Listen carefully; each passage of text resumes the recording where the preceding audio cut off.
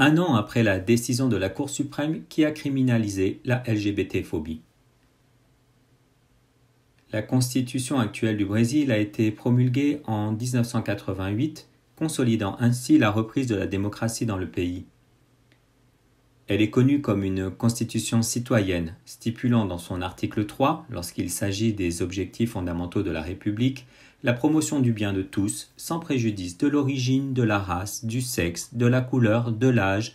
et de toute forme de discrimination. Une telle disposition constitutionnelle devrait suffire à guider les pouvoirs législatifs, exécutifs et judiciaires pour entreprendre leurs actions dans le but de garantir la construction d'une société sur ces bases. Cependant, ce n'est pas ce que nous voyons dans l'histoire de notre nation, surtout en ce qui concerne les droits de la population LGBT. Selon la carte de la violence du genre, entre 2014 et 2017, le SINAN, Système d'information à déclaration obligatoire, a reçu 12 112 enregistrements de violences contre des personnes transgenres dont l'identité de genre a été classée comme femme transsexuelle, homme transsexuel ou travesti.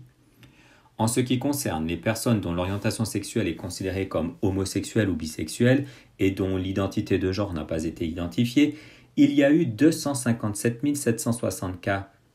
de violence au cours de la même période. On peut aussi trouver dans l'article 5 de la Constitution qui traite des droits et garanties fondamentaux, point 41, qui dit que la loi punira toute discrimination qui viole les droits et libertés fondamentaux,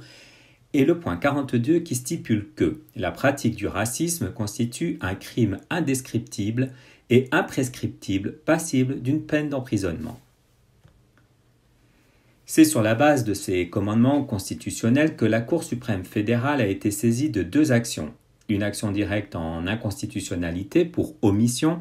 et une ordonnance d'injonction, toutes deux sollicitées de différentes manières par la Cour constitutionnelle, le système juridique brésilien l'ayant oublié. S'il est omis et inefficace dans la production législative, il défendra efficacement les droits et protégera l'intégrité physique et psychologique de la population LGBT. En jugeant ces actions, les thèses suivantes ont été produites résumées comme suit. Jusqu'à ce qu'une loi émise par le Congrès national vise à mettre en œuvre les mandats d'incrimination définis au point 41 et 42 de l'article 5 de la Constitution de la République, les comportements homophobes et transphobes, réels ou supposés, qui impliquent une aversion odieuse à l'orientation sexuelle ou à l'identité de genre d'une personne, traduisent une expression assimilable au racisme dans sa dimension sociale. La répression pénale contre la pratique de l'homotransphobie n'atteint ni ne restreint ni ne limite l'exercice de la liberté religieuse.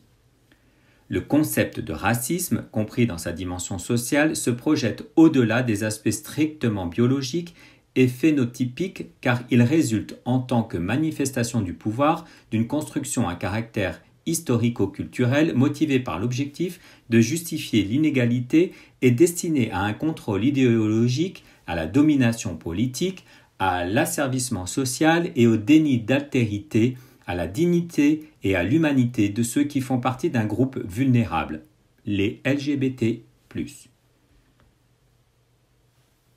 Ainsi, le STF a reconnu illégale la pratique de l'homophobie et de la transphobie, terme qui, on peut le dire, est plus restrictif que l'expression LGBT-phobia, qui englobe toutes les expressions de la sexualité, de l'affectivité et du genre. Il est important de souligner la difficulté de mesurer et la difficulté qu'il en résulte pour faire face à la violence subie par ce groupe, car les recherches et les données officielles produites par le gouvernement sont rares. Ainsi, le travail de collecte et de diffusion des données mené par des groupes organisés de la société civile était essentiel, comme le travail louable réalisé par le groupe gay de Bahia, fondé en 1980 et qui est le plus ancien d'Amérique latine encore en activité. Un autre exemple est le dossier établi par ANTRA, Association nationale des travestis et transsexuels du Brésil, où l'auteur Bruna Benevide, secrétaire à l'articulation politique, pointe les taux élevés et pourtant certainement sous-déclarés. Dans une interview accordée à HuffPost Brasil, un article pose la question « Que s'est-il passé 6 mois après la décision du STF de criminaliser la LGBT-phobia ?» L'avocat Paulo Iotti, qui a été partie prenante dans les actions constitutionnelles qui ont abouti à la criminalisation de l'homophobie et de la transphobie par le STF, commente les difficultés auxquelles sont confrontés les gens pour obtenir une réponse judiciaire aux infractions subies. Le premier obstacle étant l'enregistrement de l'événement par la police. Il déclarait « Certes, en raison de cette résistance générale de la part de ceux qui ne sont pas d'accord avec la décision du STF et qui souhaitent donc clairement lui donner le moins d'efficacité possible, il devient difficile de faire état de l'apparition d'une homotransphobie.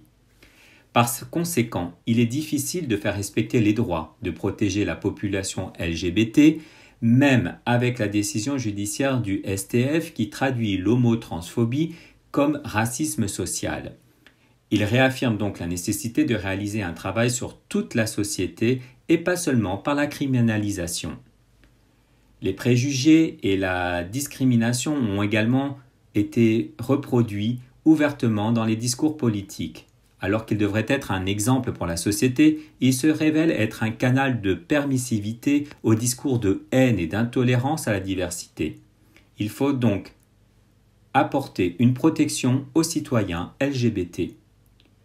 Une mesure punitive ne doit pas être le but ultime de la lutte pour la réalisation des droits, mais compte tenu des circonstances, c'est un instrument important pour la protection des droits des personnes et de l'intégrité physique et psychologique. Cependant, le différend concerne également et principalement la mise en œuvre des politiques publiques qui devraient promouvoir l'éducation, la sensibilisation de la société et fournir un soutien matériel et psychologique à la population LGBT ainsi que des politiques d'intégration qui garantissent l'efficacité des droits constitutionnels.